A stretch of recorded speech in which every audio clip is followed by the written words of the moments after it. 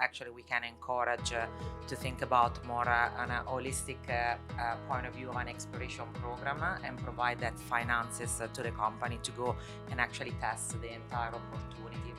When you look at our industry and where it sits in the world, we think that it sits at the epicenter of a lot of what is going to happen.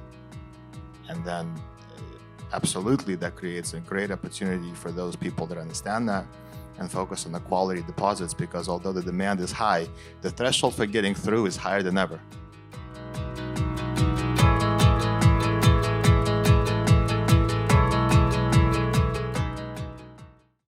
Welcome back, everyone. Thanks very much for returning.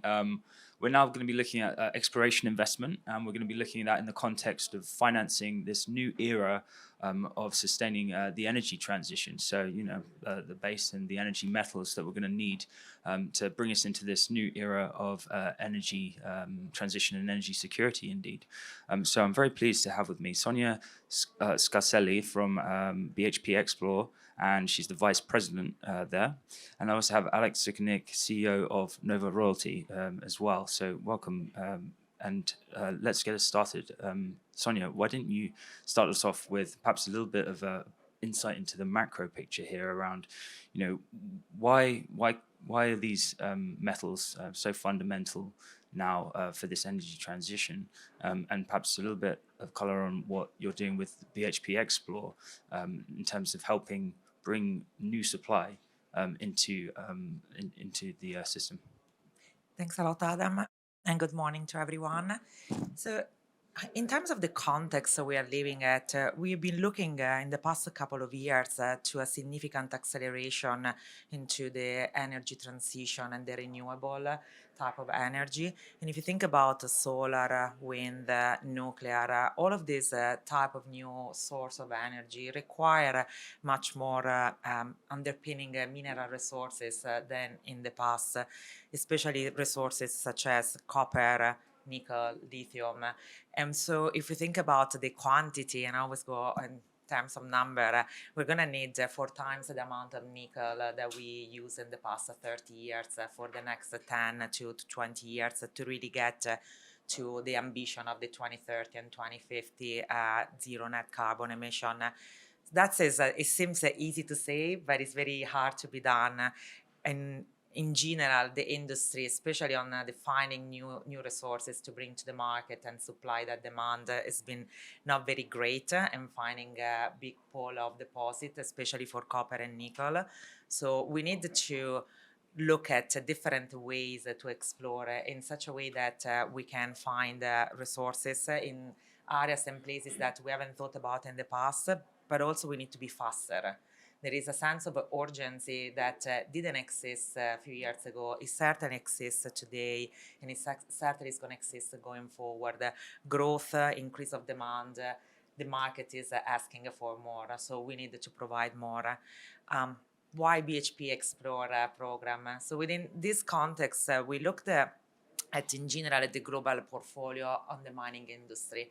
And we recognize that there is a need and an opportunity to finance investment in a more nimble and agile way and bring forward new exploration and new resources. So what BHP Explore does is taking early stage exploration companies, pre-IPO or at the IPO initial phase companies that they really they have new ideas, a new concept, but they lack the financial support and maybe also support from a bigger company behind, and take those companies to the program, accelerate them so their activity won't last 5 years to get into a discovery, but it gets done in much shorter time frame, and then being able to take those companies to test their opportunities. So our goal, and we actually just launched the program at the beginning of September, and we are running for application right now. Our goal is to get the next every year at least 8 to 10 companies that come and spend time with us and build a large portfolio of exploration companies. Absolutely. Excellent. That's very succinct. I think we'll delve into sort of how you're doing some of this acceleration and providing the capabilities and the financing in a minute. But Alex, let me turn to you. let's talk about some of these, mega trends that are defining the case for, the energy transition metals, copper, of course, and nickel being significant metals in your portfolio. And you guys are providing much needed capital for the junior tier. But let's talk about some of the dynamics that are really creating this demand at the moment. Well, it's it's a fundamental change in how we live. So talking about just the mining sector and metal demand, in many ways, just makes the picture much smaller than it actually is. When we started Nova in 2018, we thought about it much more holistically. The world is going to live differently. You're going to power your car differently. You're going to power your house differently. And when you look at the commodity supply chain, the way we looked at it was primarily a story of copper, and within the car battery, nickel. And so what we saw was a fundamental change in terms of where copper stood in the world. And kind of, although the market was already very large, we thought it would go from being a large, important industrial metal to a strategic commodity. And so I think some of the best illustrations recently, when you look at Anglo American, they just built Quellaveco in Peru, which is one of the largest copper mines in the world now. And they said two things that stood out. They said that the world will need 60 new Quellavecos by 2040. 60. So crudely an average of 3 to 4 per year. In an industry that builds less than one on average per year. And even for BHP, which is truly one of the great companies of the world, building a big copper mine is a huge, huge investment of people, time, capital, reputation. I don't think people in the investment community really give proper credence to what it takes. And people look at the numbers and they think they can do the capex and the opex, so it looks good, and then you have to actually go do it. And then that's 5 to 7 years, oftentimes, multiple administrations, sometimes multiple CEOs, and you get into a situation which is much more complex. So when you look about what the world is going to need from the copper sector specifically, you're going to need a fundamental step change in how everyone operates and is somehow able to generate supply in a world which, as we all know, is not getting any more certain, where financing is not getting any more cheap. And so what it creates is an incredible opportunity for those projects that are actually strong enough to get through and move forward. I mean, sort of what Sonia is doing with exploration companies makes a ton of sense, because you need so many things to come together to build a mine. And jurisdictions change, so you have to constantly be everywhere to potentially have that opportunity that's the one. And so I think the importance of our sector is bound to increase, because not only is it fulfilling the needs of the original energy transition imperative, which is environmental. We all know the geopolitical issues at hand today. Basic energy supply cannot be counted on in the same way that it was in 2020. And so when you look at our industry and where it sits in the world, we think that it sits at the epicenter of a lot of what is going to happen. And then absolutely that creates a great opportunity for those people that understand that and focus on the quality deposits, because although the demand is high, the threshold for getting through is higher than ever, because the operating risks, the challenges are greater than they've ever been. So, we're literally sitting at, the first inning of something that'll be very fundamental and challenging, but also creates phenomenal opportunities. Yep. Some of the issues over the past sort of decade since the last cycle have been around the capital coming into the sector, enough capital to develop projects. Is this the future of financing now, to find a major or a royalties kind of model where that alternative financing or partnership approach can bring the projects through quicker, because the equity markets and conventional financing just isn't there in sufficient volume at the moment? From our point of view, it definitely, the way we are looking to do it now at BHP, provide a different way of financing. You also create a partnership for the future, but also remove something that I call the treadmill of exploration, where smaller junior, they constantly are on the treadmill to raise a little bit of incremental capital to go and do a little bit more of activity, and then they go back next year for more capital. I think that's not efficient. It's not an efficient way to do exploration, where actually we can encourage to think about more on a holistic point of view of an exploration program, and provide that finances to the company to go and actually test the entire opportunity rather than piecemeal of a little aspect. So we think that with Explore we are providing a game changer on how those companies operate. We'll see. Yeah. So less stop start and more of a sort of long developmental program approach. Yeah. What are some of the areas that obviously you're providing capital, but you're bringing the power of BHP to bear on how to do development and to accelerate a project? But can you talk us through some of the capabilities that you're bringing? Yeah, absolutely. So the program itself is a 3 to 6 months program, and is flexible in time depending on the maturity of each of the company. We wanted to be very founder friendly. Then within the program itself, we offer a curriculum of 3 main pillars. So there is a technical support, there is operational support, and then there is more of a business support, depending again what each company needs. And within these three curriculum, we offer advisors, mentors, a connection to our internal and external ecosystem and network. For example, some of the companies that have been already approaching us, they will need support on the above ground point of view to navigate some of the regulatory approval. We definitely can do that for them. So it's going to be tailored on what the individual company needs, but it's quite broad in spectrum. And then to stay just in the program, each company will receive a stipend of $500,000, and that's just for being with us and to get ready at the end of the program to pitch for investment, for a larger capital of investment, which again, it depends from what are their needs. Might be anything between a couple of million to 20 million in average. So what sort of, you're across the whole profile of exploration companies, very early stage up to...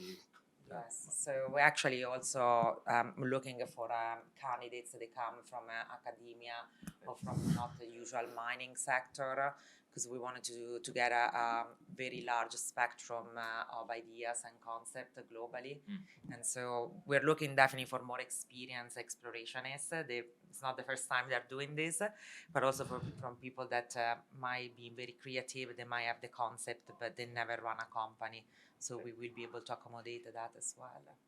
Interesting. Metallurgists and sort of other skills and sectors. Yeah, in fact, other discipline as well. We got application from people coming more from like a chemistry background, or even oil and gas that are moving into the mining sector. Interesting. Yeah. Alex, let's talk about some of the capital that you provide. The lifeblood for juniors as well. But why the royalties model? What's succeeding about that? In this environment, and specifically for copper and nickel juniors as well.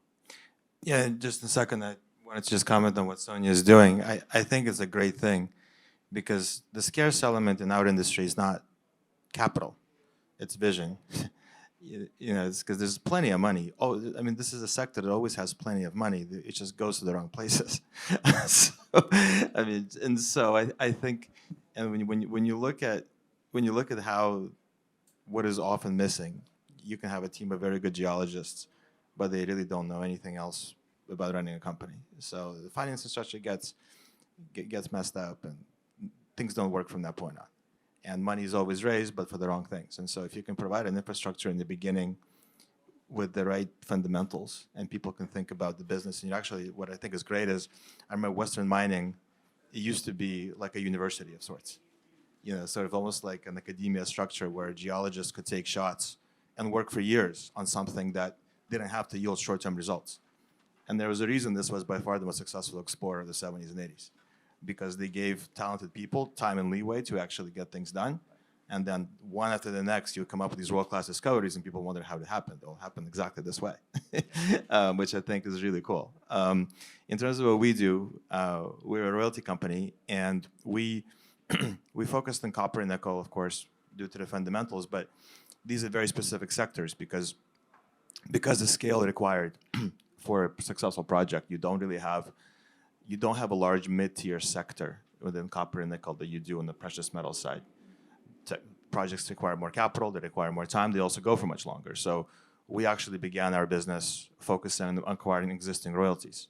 Because if you want to get access to world-class deposits, which is really what you have to do in these sectors, because you don't really have successful mid-tier in a real way, you can only go by the existing royalties, which are really held by the families of the original prospectors.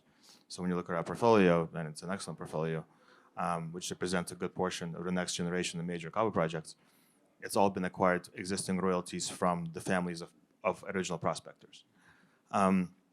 But as the markets rotate here and the royalty financing becomes more mainstream, there are excellent opportunities for us both in development, production, and exploration side. But it fundamentally just comes down to the team. The project matters, of course it matters, but in the right hands, things can work, and in the wrong hands, they can't. and so I think you focus much more on that. You focus on the experience, background, vision, capital backing from the original people that are there. And so we probably see more opportunities on the private side in terms of royalty origination than we do on the public side, because, again, this is a sector which always has plenty of capital. So public equity markets, even in stress times, can provide capital to companies. And so I think that from a royalty perspective, we want to be a partner. If you look at the royalties we've bought, a lot of the people we bought royalties from, they become shareholders of the company because they believe in the vision. And so I think if we partner with a producer or emerging producer that needs our kind of capital on the private side, it makes more sense because we can provide something more flexible and friendly than, say, private equity. It really has to be a partnership with the founding group that's behind the project and is going to be there for a long time, and we can fit into that. So that's really how we think about the business. It's very relationship-based, and you have to feel very comfortable with the entire vision and the structure before you can do anything. Within those criteria that you've laid out, do you find there's enough projects out there, a lot of projects out there? Are you struggling to find interesting new royalty streams to add to your portfolio, or is it just a matter of time? It's taking a lot of time to sort of get that due diligence done and work with these time. private. Everything is a function of time. The more time you can invest, the more time you can wait, the better deals you'll get. And so when we started the company, we spent the first year just scoping everything out, and we only did a deal at the end of the first year. So we have a great network of relationships, and we've done business with multiple people multiple times. So we have a great stream of opportunities coming our way, but it always, I think, it always takes time to get comfortable with things you really want to do. So, we've been very active, but it's not a product of just things coming and then us doing it. We often chase things for years, and then they come to fruition at the right time. Sonia, what's your view on sort of the assets that are out there? Obviously, we've spoken a lot about encouraging the right teams, getting a broad catchment of expertise coming in for your program. But in terms of actual resources in the ground, you've got a global view. But do you think there's enough good projects out there? Or Yeah, I think there are enough good projects and there are enough bad projects. Right. So it's all around the selection of them. There are a lot of projects that I call those the hard to die. They get just repackaged and they come back with a different name. And nicely phrased. And you see those all the time. And even through our program, we saw projects that we have been already discarding through some of our other pillars, whether it's business development or exploration. They came through and we are rejected already. So you need to a little bit go through those to get the nice string of pearls of projects. But on the other hand, I think as an industry, we, especially on the exploration, we tend not to take the right risk. When I say risk, it's a really technical risk. And we are focusing on assets and opportunities that are a little bit more well-known. And that's why our program accommodates to also take a little bit more risk, because I'm not looking at one opportunity off. I'm looking from a portfolio point of view. And so as a portfolio point of view, I can spread the technical risk more in a more balanced way. Yeah, certainly that makes sense. Okay, excellent. I want to talk more broadly about some of the things that we've heard earlier in this conference was around technologies coming into this space around linking up the value chain. So you've got we're talking exploration financing here, of course, but do you look at some of the technologies that are changing how that's done? how copper, how grades are sort of improved, for instance, the processing, the refining, and all of that as well. Do you have any insights on how copper and nickel are developing in that way at all? Look, I've always been fascinated by it because when you look at the mining sector, it actually moves at the speed of technological change. Porphyry copper deposits weren't mainstream until people figured out how to discover them and mine them. And that wasn't something that everyone just did naturally. So when you look at all the really successful mining companies of the last couple hundred years, technology was really an essential part of what they knew how to do. Whether they were really good explorers, whether they're really good producers, and so it's a crucial part right now. I think brownfield expansions in any way, if you can extract more from existing ore bodies, obviously that's a big focus for a lot of people. If you can process the dumps somehow or something of that nature, so it's important to understand. I mean, the industry still doesn't have anything like the equivalent of seismic, which oil and gas does. I mean, because mining is harder.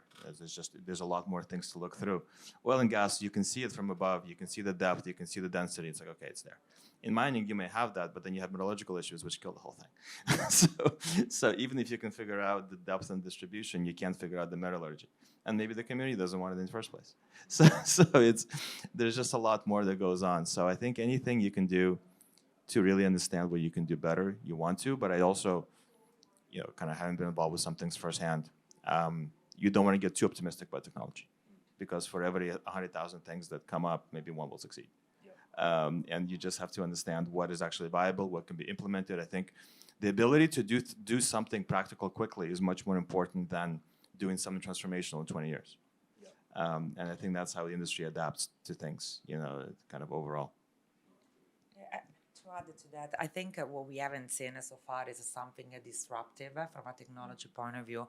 We saw more incremental technology, and especially the focus has been on the development and production, how we can continuously improve what we produce from our mines. What is missing on the exploration space, yes, it's something like seismic, but it will not be seismic. And I think we haven't challenged ourselves as an industry to define those technologies. And partly because we tend to adopt other industry technologies, and that's not the solution. And so what is the problem, to me, is what is the problem we're trying to solve first, and then go from there from technology point of view.